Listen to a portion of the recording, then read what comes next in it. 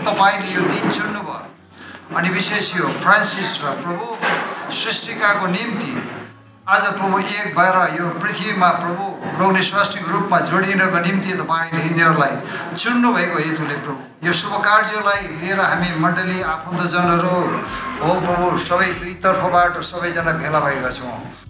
उसलाई आफ्नो स्वास्नीको रूपमा सधैँ प्रेम गरिरहन्छौँ। साथै बिमारी अवस्थामा सुखमा होस् या दुःखमा अभावमा होस् या प्रशस्ततामा जबसम्म मृत्युले दुवालाई नछुटाएसम्म उसलाई साथ दिइरहन्छौ। के तिमीले फ्रान्सिसलाई आफ्नो पतिको रूपमा सधैँ विवाहको बन्धनमा रहनलाई आफ्नो पति भनी स्वीकार गर्छौ। आज यी दुई फ्रान्सिस र सृष्टिकालाई पिता पुत्र र पवित्र आत्माको नाउँमा लोग्ने र स्वास्नी भनी घोषणा गर्दछु। आमेन।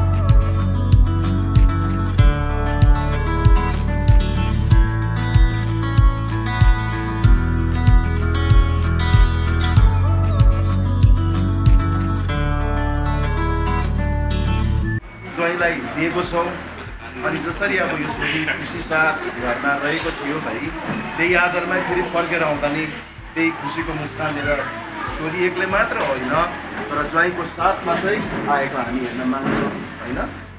त्यसले गर्दाखेरि ज्वाइँले त्यो कुरोलाई याद गरिदिने अनि छोरी जो दिँदैछौँ हामी